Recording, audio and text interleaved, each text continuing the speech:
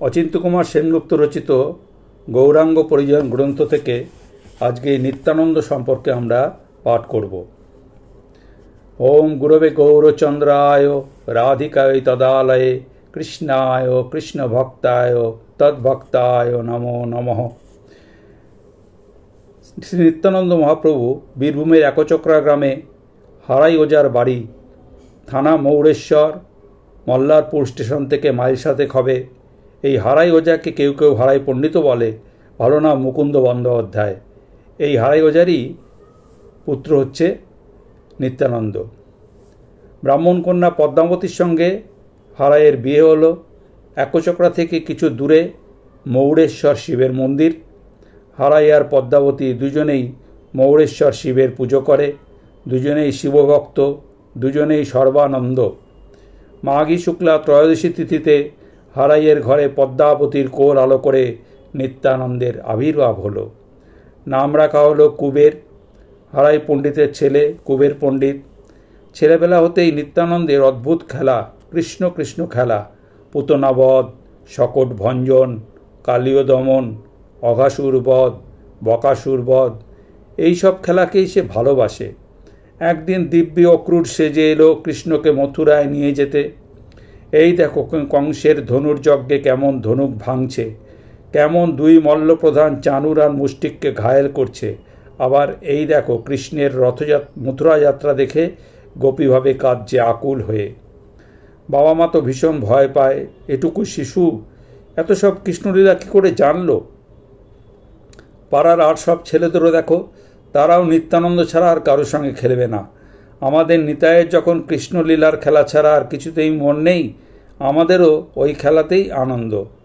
নিতাইয়ের বয়স যখন 12, তখন নবদ্বীপে সন্ধ্যায় গৌরচন্দ্রের উদয় হলো। একচক্রা থেকে গর্জন করে উঠল নিতাই। ওর মুখের দিকে তাকাতে লাগলো। এ কিসের শব্দ? কোথাও বাজ পড়ল বোধহয়, নাকি মৌরেশ্বর শিব প্রলয় ভীষণে হুঙ্কার ছাড়লেন? নিত্যানন্দকে কেউ চিনতে পারল না। সেই থেকে নিত্যানন্দের মন কেমন যেন উড়ুউড়ু, ঘরের বন্ধন কেটে কোথাও চলে যাবার জন্য ছটফট করছে।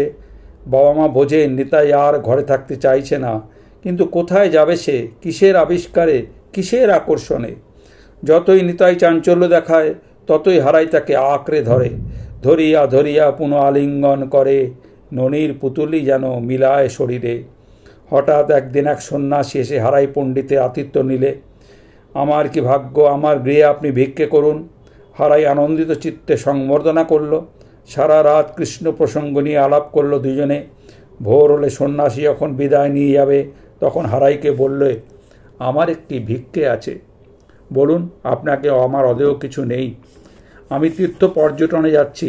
বললে সন্ন্যাসী, আমার সঙ্গে কোনো ব্রাহ্মণ নেই, আপনার বড় ছেলেটিকে দিন, আমার সে সঙ্গী হবে। নিত্যানন্দ, নিতাইকে দেব? হারাইয়ের বুকে যেন শেল বিঁধল। অল্প কদিনের জন্যে দিন কয়েক ঘুরে আবার সে ফিরে আসবে। হারাই বলতে গেল পদ্মাবতীকে, অঞ্চলের গ্রন্থি খুলে নিতাই নিধিকে ছেড়ে দিতে পারবে? পদ্মাবতী বললে, তুমি পারলে আমিও পারব।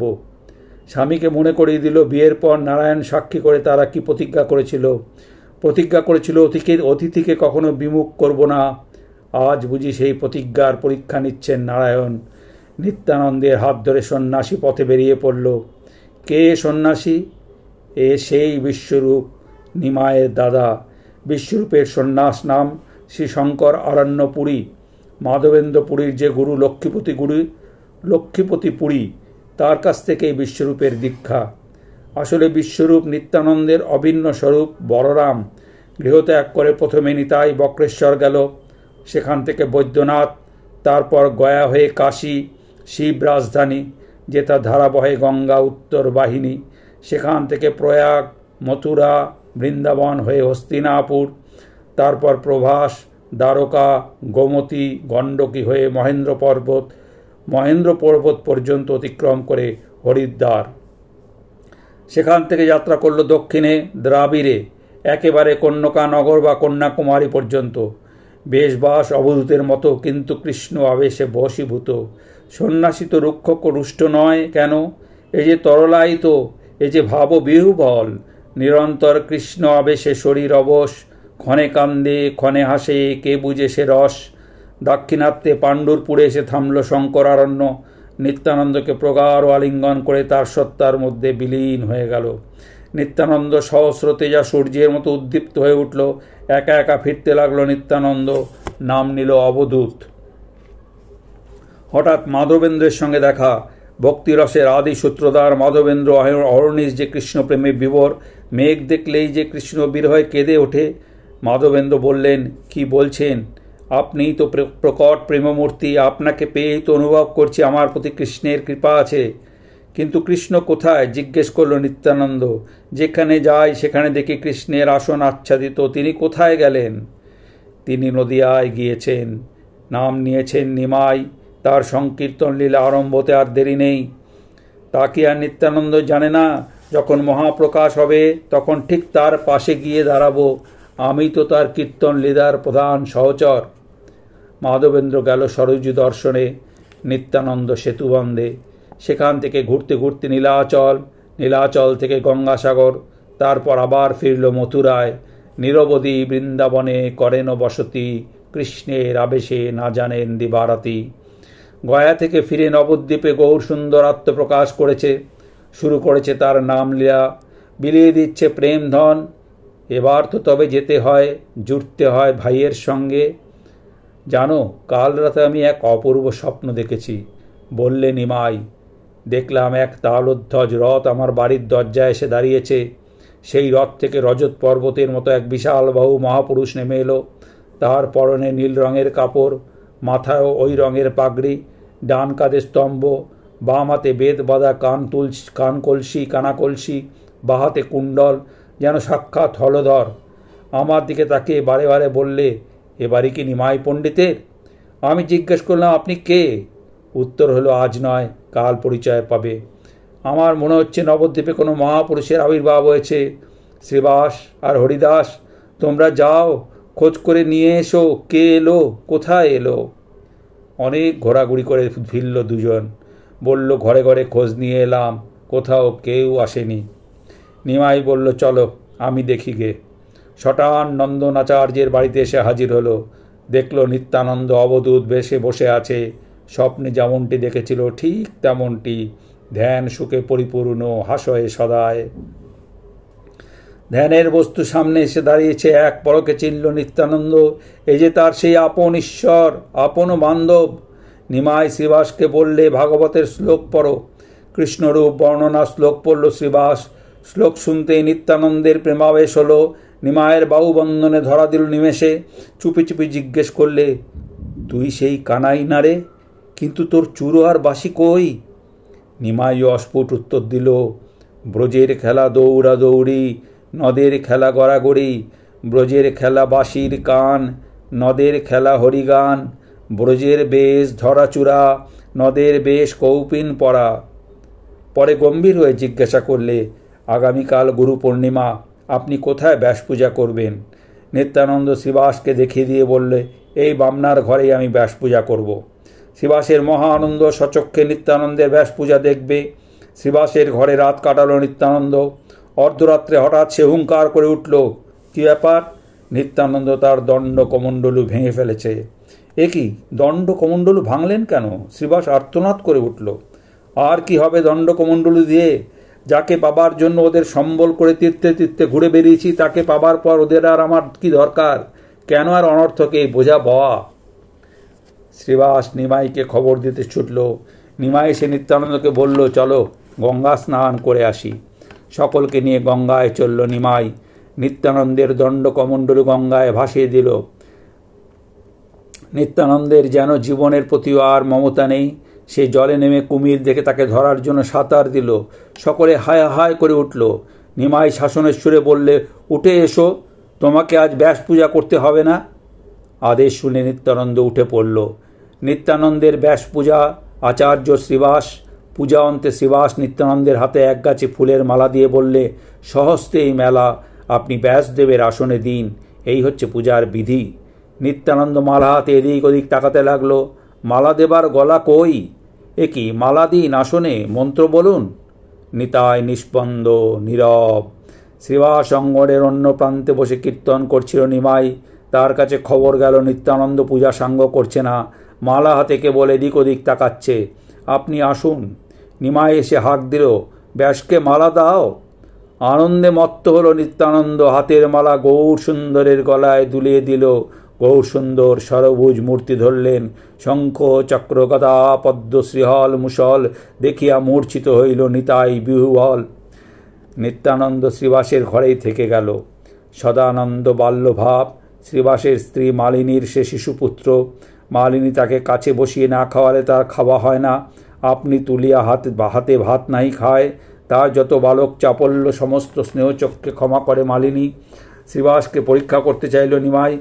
বললে, তুমি যে অবধূতকে এক নাগারে তোমার ঘরে রাখছো, এটা কি ঠিক হচ্ছে? শ্রীবাস নির্বাক বিস্ময়ে তাকিয়ে রইল। নিমাই কি বলতে চাইছে বুঝে উঠতে পারল না।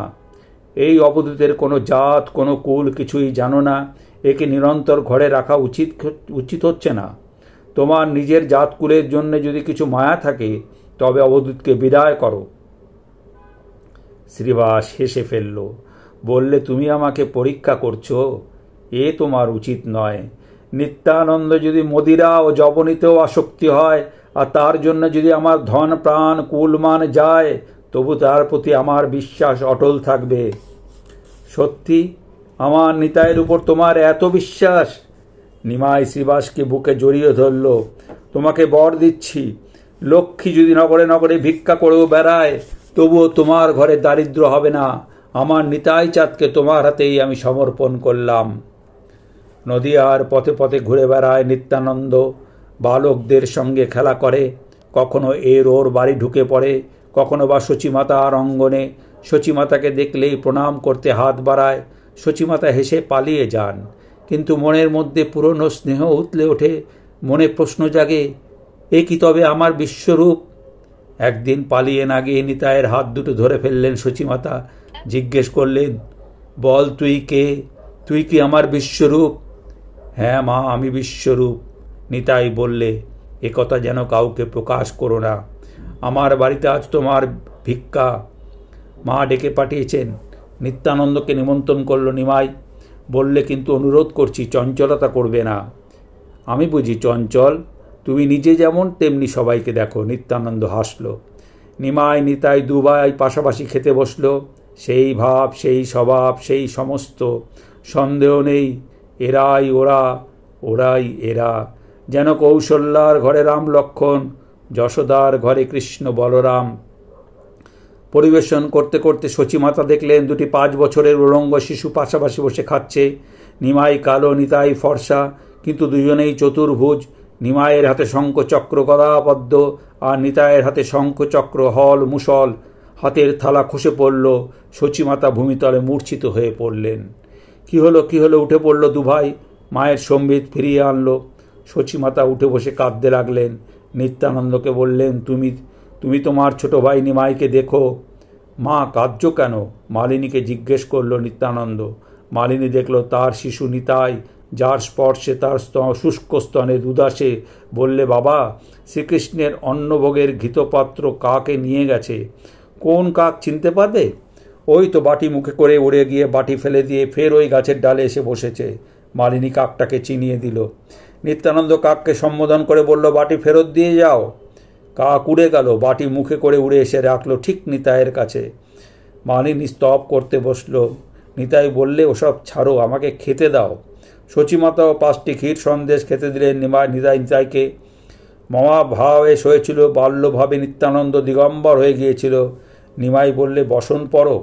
চৈতন্যের বচনে অঙ্কুশ মাত্র মানে। নিমাই বসন পরিয়ে দিল। আসনে শান্ত হয়ে বসল নিত্যানন্দ। খেতে চাইলে শচীমাতা সন্দেশ দিলেন। একটি খেয়ে বাকি 4টি নিতাই ছুঁড়ে ফেলে দিল বাইরে। একটাই যথেষ্ট, এতগুলো একসঙ্গে দিলে কেন? সন্দেশটা খেয়ে নিতাই আবার হাত পাতল। শচীমাতা বললেন, আর পাবো কোথায়? নিজেই তো তখন শুধু শুধু ছুঁড়ে ফেলে দিলে। দেখো গে, পাবে। শচীমাতা ঘরে ঢুকে দেখলেন, কি আশ্চর্য! নিটোল 4টি সন্দেশ থালায় শোভা পাচ্ছে, গায়ে ধুলো মাখা। যেগুলো বাইরে ছুঁড়ে ফেলে দিয়েছিল সেগুলো ঘরের মধ্যে এলো কি করে? বাবা, এগুলো ঘরের মধ্যে এলো কি করে? সন্দেশ নিয়ে দাওয়ায় চলে এলেন শচীমাতা। দেখলেন নিতাইয়ের হাতে 4টি সন্দেশ। সে খাচ্ছে তাই তৃপ্তের মতো। এ আবার কোত্থেকে পেলে? সূচিমাতার চোখে বিস্ময়ের ঘোর লাগলো। নিত্যানন্দ বললে, যা ছড়িয়ে ফেলে দিয়েছিলাম তাই আবার কুড়িয়ে এনেছি। তারপর সেদিন গৌরসুন্দর নিজের হাতে চন্দনে মাল্যে সাজালেন নিত্যানন্দকে, স্তব করতে লাগলেন, নামে নিত্যানন্দ তুমি, রূপে নিত্যানন্দ, এই তুমি নিত্যানন্দ রাম মূর্তিমন্ত। স্তব শেষে বললেন, তোমার একখানা কৌপিন আমাকে দাও। কৌপিন পেয়ে তাকে টুকরো টুকরো করলেন, ভক্তদের মধ্যে বিলিয়ে দিলেন, বললেন, এই পবিত্র বস্ত্রখণ্ড মাথায় বাঁধো, কৃষ্ণ দাস হয়ে যাও। তারপর আদেশ করলেন, নিত্যানন্দ, হরিদাস, ঘরে ঘরে গিয়ে কৃষ্ণ নাম ভিক্ষা করো, প্রতি ঘরে ঘরে গিয়ে করো এই ভিক্ষা, বলো কৃষ্ণ, ভজ কৃষ্ণ, করো কৃষ্ণ শিক্ষা। হরিদাস আগে আগে চলেছে, পিছে নিত্যানন্দ। হরিদাস নাম করছে, কিন্তু নিত্যানন্দ মুখ। এ কি, আপনি চুপ করে আছেন? জিজ্ঞেস করল হরিদাস। আমি ওসবের কি জানি? সে কি, মহাপ্রভু যে বললেন নাম করতে। তুমি করতে হয় করো, আমি তার আদেশের ধার ধারি না। তবে আপনি এসেছেন কেন? নাম প্রচারের জন্যে? তাই তো, তবে তাই করুন। শোনো, তাই করছি, বলে নিত্যানন্দ দুভাউ তুলে বলে উঠল, ভজ গৌরাঙ্গ, কহ গৌরাঙ্গ, লহ গৌরাঙ্গের নাম রে, যে জন গৌরাঙ্গ ভজে, সে হয় আমার প্রাণ রে। দিন গেলে হা গৌরাঙ্গ, যে বলে একবার রে, সেজন আমার হয়, আমি হই তার রে। গৌরাঙ্গ নিজেকে লুকাতে চাইছে, নিত্যানন্দ তাকে লুকাতে দেবে না। কৃষ্ণই যে বৃন্দাবন ছেড়ে নবদ্বীপে এসেছে এই কথা সে ফাঁস করে দেবে। তাই হরিদাস মহাপ্রভুর আদেশে ভজ কৃষ্ণ বলুক। নিত্যানন্দ বিদ্রোহ আচরণ করেই বলবে, ভজ গৌরাঙ্গ, কহ গৌরাঙ্গ, লহ গৌরাঙ্গের নাম রে। মাতাল হয়ে রাস্তায় গড়াগড়ি দিচ্ছে এরা কারা? এরা দুবাই জগদানন্দ আর মাধব, ডাকনাম জগাই মাধাই। নদিয়ার নগর কোটাল, বিস্তর পয়সা, হেন দুষ্কর্ম নেই যা করে না। গোমাংস ভক্ষণ, ডাকাচুরি, পরগৃহদাহ, মদ্যপান, নারী নির্যাতন, মাতাল লম্পট, দুটোর অকার্য কিছু নেই। কাজী কি করবে? কাজী তো ওদের টাকায় বশীভূত। চলো ওদের নাম শুনিয়ে আসি, বললে নিত্যানন্দ। চলো। হরিদাস বললে, ভজ কৃষ্ণ, কহ কৃষ্ণ, আর নিত্যানন্দ বললে, ভজ গৌরাঙ্গ, কহ গৌরাঙ্গ। ধর ধর বলে তারা করল জগাই মাদাই। হরিদাস আর নিত্যানন্দ দুজনেই ছুট দিল। হরিদাস পালালো অদ্বৈতের ঘরে, নিত্যানন্দ চলে এলো গৌরাঙ্গের কাছে। সব বিবরণ শুনে গৌরাঙ্গ বললেন, দুই পাপাশয়কে আমি কেটে টুকরো টুকরো করে ফেলবো, খণ্ড খণ্ড করিব আইলে মোর হেতা। নিত্যানন্দ চুপ করে রইল, মনে মনে বললে, মেরেই যদি ফেললে তাহলে আর উদ্ধার করলে কি? তাহলে নামের মাহাত্ম্য আর রইল কোথায়? তারপর রাত্রে একদিন বাড়ি ফিরছে নিত্যানন্দ, জগাই মাদাই তার উপর চড়াও হলো। ওই সেই অবধূত যাচ্ছে না, নাম বেরোচ্ছে, মার বেটাকে। মদের ভাঙা কলসির টুকরো কুড়িয়ে নিয়ে মাদাই নিত্যানন্দকে লক্ষ্য করে ছুঁড়ে মারল। নিত্যানন্দের কপাল লেগে কেটে গেল, রক্ত ছুটল ফিনকি দিয়ে। নিত্যানন্দ ভ্রুক্ষেপও করল না, বলল, মেরেছিস তো মেরেছিস, আমার ব্যথা লাগেনি, শুধু তোরা একবার সুবোধর হরিনাম বল, বল গৌর হরি, তোদের সমস্ত ব্যথা চলে যাবে রে।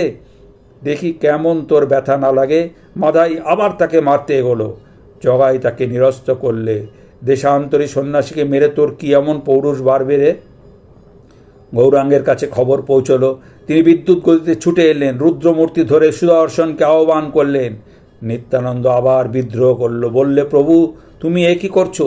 তুমি প্রতিজ্ঞা করেছো এই অবতারে তুমি অস্ত্র ধরবে না, কাউকে নিধন করবে না, শুধু নাম মন্ত্রে চিত্তশুদ্ধি করে সবাইকে উদ্ধার করবে। তবে অন্যথা করছো কেন? এরা তো দুঃখী মহান্ধ, এদেরকে প্রাণে না মেরে আমাকে ভিক্ষে দাও, আমি এদের মধ্যে তোমার পতিত পাবন লীলার মহিমা দেখাই। গৌরাঙ্গ তবুও নিবৃত্ত হতে চান না। নিত্যানন্দ বললে, দণ্ড দিতে হলে দুজনকেই দিতে পারো না। মাধাই আমাকে দ্বিতীয়বার মারতে চাইলে জগাই তাকে বাধা দিয়েছিল, জগাইয়ের জন্যেই আমি বেঁচে গিয়েছি। তুই আমার নিতাইকে বাঁচিয়েছিস, আয় আমার বুকে আয়। গৌরাঙ্গ হাত বাড়ালেন, জগাই গৌরহরির পায়ের উপর লুটিয়ে পড়ল। প্রভু তাকে তুলে নিয়ে বুকে ধরলেন। প্রেম ধনে ধনী হয়ে জগাই কাঁদতে লাগল। আমারও তাহলে গতি করো, মিনতি করল মাদাই। আমাদের এক যাত্রায় পৃথক ফল করো না। আমার নিজের শরীরের চেয়ে আমার ভক্তের শরীর আমার কাছে অনেক বেশি প্রিয়। আমার নিতাইয়ের শরীরে তুই আঘাত করেছিস, তোর নিস্তার নেই। তোমার রায়ত্বে কারোর নিস্তার নেই, একই কখন হতে পারে? বলো, আমার পথ বলে দাও। তাহলে তুমি নিত্যানন্দের পায়ে পড়ো, নিত্যানন্দই তোমার উপায় করবে। নিত্যানন্দ বললে, প্রভু, এ শুধু আমার মান বাড়াবার জন্য তোমার প্রচ্ছন্ন লীলা। বেশ, কোনো জন্মে আমার যদি কোনো স্বীকৃতি থাকে আমি তা মাদাইকে দিলাম। বলে ভূপতি তো মাদাইকে বুকে তুলে নিল। বললে, আমার মাদাই, এ যদি আমার হয় তবে তো ও তোমারও। জগৎ যারে ত্যাগ করে নিতাই তারে বুকে ধরে, অদৃশ্য অস্পৃশ্য বলে জগৎ যারে ঠেলে ফেলে, ভয় নেই তোর আছি বলে নিতাই তারে করে কোলে। গৌরাঙ্গ বুকে নিলেন মাদাইকে। গৌরাঙ্গে রুদ্রমূর্তি নিত্যানন্দের করুণামূর্তিতে লীলায়িত হল। গৌরাঙ্গকে নিয়ে নিত্যানন্দ শান্তিপুরে চলেছে। পথে ললিতপুর গ্রাম এক গৃহস্থ সন্ন্যাসীর বাড়িতে এসে উঠেছে। গৌরাঙ্গ সন্ন্যাসীকে প্রণাম করতেই সন্ন্যাসী তাকে কামিনী কাঞ্চন প্রাপ্তির আশীর্বাদ করল। ধন হোক, বিদ্যা হোক, বধূ হোক, বংশ হোক। গৌরাঙ্গ বললে, এসব আশীর্বাদ নয়, বলুন কৃষ্ণের প্রসাদ হোক। সন্ন্যাসী খেপে গেল, বললে, ধন না হলে খাবে কি? যদি কর্মফলে থাকে খাওয়া আপনি মিলবে। ধন পুত্রও তো থাকে না, শুধু কৃষ্ণ প্রসাদই থাকে। আপনি শুধু বলুন আমার কৃষ্ণে মতি হোক। কোথাকার কে এক দুগ্ধপোষ্য বালক আমার সঙ্গে তর্কে প্রবৃত্ত হয়েছে, আমাকে শেখাচ্ছে আশীর্বাদ। সন্ন্যাসী রেগে আগুন হয়ে উঠল। ছি ছি, বালকের অন্যায় স্পর্ধা আপনার সঙ্গে তর্ক করে? নিত্যানন্দ সন্ন্যাসীকে শান্ত করতে চাইল। ও অবোধ, ও কি জানে আপনার সঙ্গে ওর তুলনা? ওকে আপনি মার্জনা করুন। প্রশংসা শুনে সন্ন্যাসী খুশি হলো। বললে, আনন্দ আনবো, খাবে? আনন্দ কি? গৌরাঙ্গ চুপি চুপি জিজ্ঞেস করল নিত্যানন্দকে। নিত্যানন্দ বললে, মদ। বিষ্ণু বিষ্ণু। গৌরাঙ্গ ছুট দিল, ঝাঁপ দিল গঙ্গায়। নিত্যানন্দকে বলল, আমার নবদ্বীপবাস ফুরিয়ে এলো, আমি এবার সন্ন্যাস নেব, শিখাসূত্র ত্যাগ করব। আমি কাঙাল সেজে দাঁড়ে দাঁড়ে ভিক্ষা না করলে লোকে হরিনাম নামবে না তাদের অভিমানের মঞ্চ থেকে। কিন্তু তোমার মায়ের কি দশা হবে? নিত্যানন্দ বললে কাতর হয়ে। নিতাই, তুমি সবই জানো, আমি একা কেঁদে সকলের হৃদয়ে গলাতে পারবো না। মা কাঁদবে, বিষ্ণুপ্রিয়া কাঁদবে, ভক্তদল কাঁদবে, তবেই না কঠিন মাটি কোমল হবে, তবেই না তাতে তুমি ভক্তির বীজ ছড়িয়ে দেবে, তবেই না প্রেমের ফসল ফলবে। কাটোয়ায় গিয়ে কেশব ভারতীর কাছে গৌরাঙ্গ সন্ন্যাস নিলেন। প্রেমোন্মাদে চললেন বৃন্দাবন। সঙ্গে সঙ্গে চলেছে নিত্যানন্দ, মুকুন্দ আর চন্দ্রশেখর। নিত্যানন্দ মাঠের রাখালদের শিখিয়ে দিল, প্রভুকে দেখলেই হরিবোল বলবি, আর যদি বৃন্দাবনের পথের কথা জিজ্ঞাসা করে তাহলে গঙ্গা তীরের পথ দেখিয়ে দিবি। গরু চড়াচ্ছিল ছেলেগুলো, গৌর সুন্দরকে দেখে হরিবোল বলে উঠল। ব্রজের ধ্যানে বিভোর হয়ে আছেন। প্রভু বললেন, তোমরাই বুঝি ব্রজের বালক, বলতে পারো আমার বৃন্দাবন আর কত দূর? কোন পথে গেলে পাবো আমার বৃন্দাবনকে? এই যে এই পথে। গঙ্গা তীরের পথ দেখিয়ে দিল। গৌরহরি শেষ পর্যন্ত শান্তিপুরে অদ্বৈত আচার্যের ঘরে গিয়ে উঠলেন।